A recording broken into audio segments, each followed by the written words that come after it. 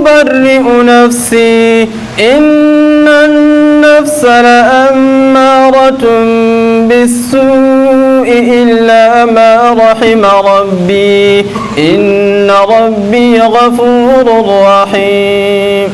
If something is so important, Allah will mention it in the Quran, but everything that has a knowledge and fact, Allah says, Tibyanan li kulli shay. The Quran is an explanation to everything. If it is so important, it is not direct, it is not indirectly, but Allah will directly mention it in the Quran. If it is so important, Allah will repeat it in the Quran. If it is so important, Allah will swear with it in the Quran. But because the matter of the soul, that component of yours that has been borrowed from Allah Azza wa Jal as ruh and got converted into a soul in your other part of the body, because it is so significant, Allah did swear with so many things before he came to that one. وَالسَّمَاءِ وَمَا بَنَاهَا وَالْأَرْضِ وَمَا طَحَاهَا وَنَفْسٍ وَمَا سَوَّاهَا فَأَلْهَمَهَا فُجُورَهَا وَتَقْوَاهَا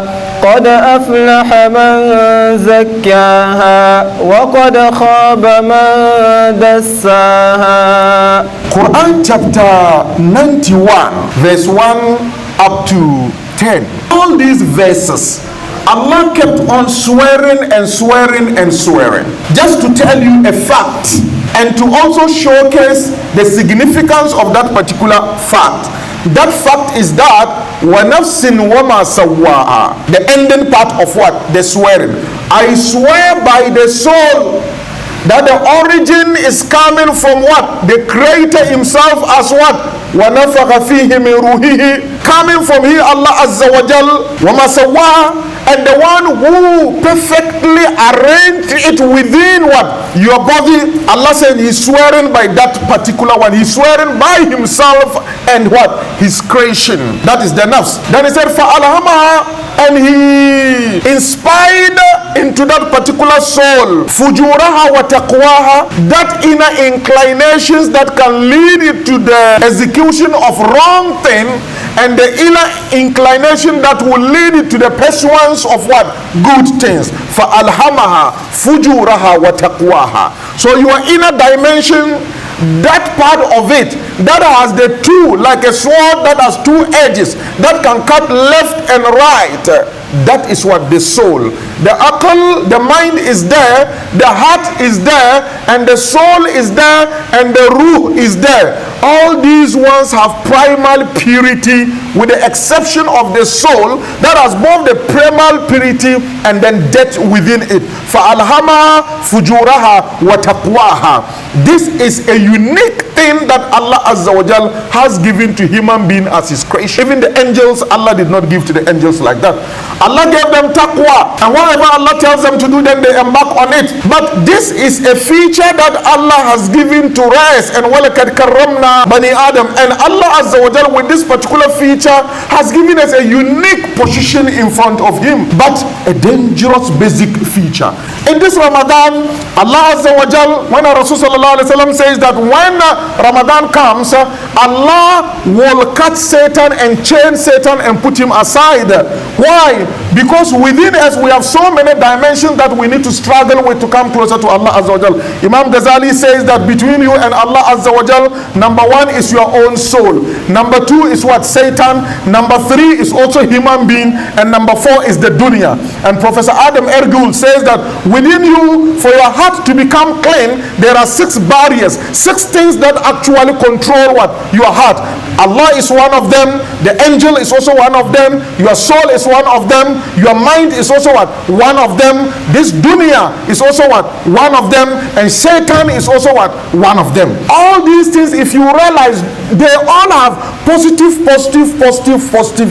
Some of them have positive, negative, and some of them have negative effect. Satan has only negative effect, Allah has only positive, negative, and then the angels have only positive effect. Then the heart has only what? Positive effect. Then the mind has what? Positive effect. Then the soul has positive and negative, and that is the one that is within us.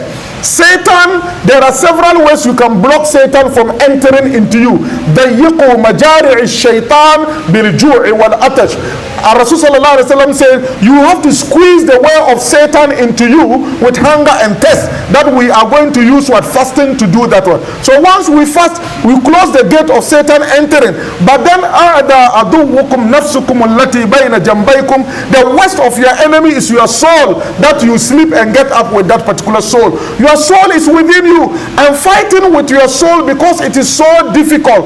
Allah Azza wa Jalla in his own rahmah has tied Satan and then blocked Satan and left you and your other faculties to face with what? Your soul. So in Ramadan, the real battle is for you to be able to deal with what? Your soul. Just like in the universities, the Jean Piaget theory and then Milton Erickson theory, Eric Erickson theory, they are theories of human development. Some of them the psychosocial development, some of them the intellectual development, and then the spiritual development. In Islam too, we have so many ways of trying to what?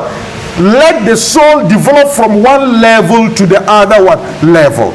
And these levels are mentioned in the Quran. And the clue to the treatment of these particular levels, what you will do in order to feed what? The soul, to let it move from one level to the other level, are all given what? In the Quran.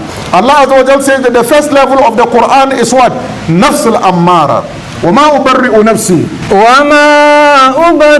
نفسي إن النفس لأمارة بالسوء إلا ما رحم ربي إن ربي غفور رحيم.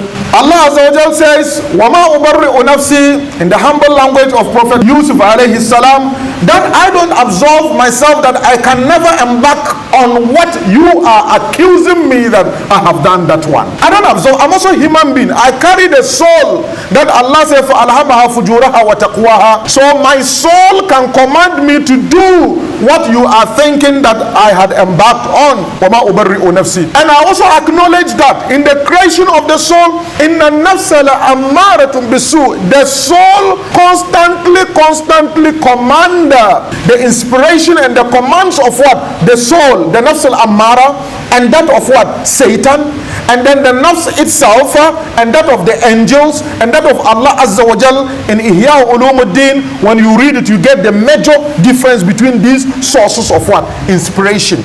But the soul at the infancy level, when it has no any other training, then we call it what? Nafs al-ammara. Then when it gets some kind of training, it will move to that particular soul, because it now has knowledge and some kind of inspiration and ideas and information. It recognizes it what? Bad deed, and it will become a self-blaming what? Soul. Self-blaming soul. Now when it gets some level of what? Training, then it will move to the inspired soul that we call Nafs al-mulhima, فَأَلْهَمَهَا فُجُورَهَا وَتَقْوَاهَا. It will move to Nafs al-mutma'inna, the settled, the peaceful what? Soul. Inside and outside is what? The same thing. When you move from what? The itqan level to the sidq what level, it corresponds. What is in al-muslimina wal-muslimat is the developmental stages of the heart. And what I mentioned is also the developmental stages of the soul. So when they crash over there, you get what we call nafs al-mutma'inna. From that one, nafs al-radiya and nafs al-mardiyya. Subhanakallahumma wa bihamdika nastaghfiruka wa natubu ilayk. A'udhu billahi minash shaitanir rajim. Bismillahir rahmanir rahim. والعصر إن الإنسان لفي خسر إلا الذين آمنوا وعملوا الصالحات وتواصوا بالحق وتواصوا بالصبر. صدق الله العظيم. السلام عليكم ورحمة الله تعالى وبركاته.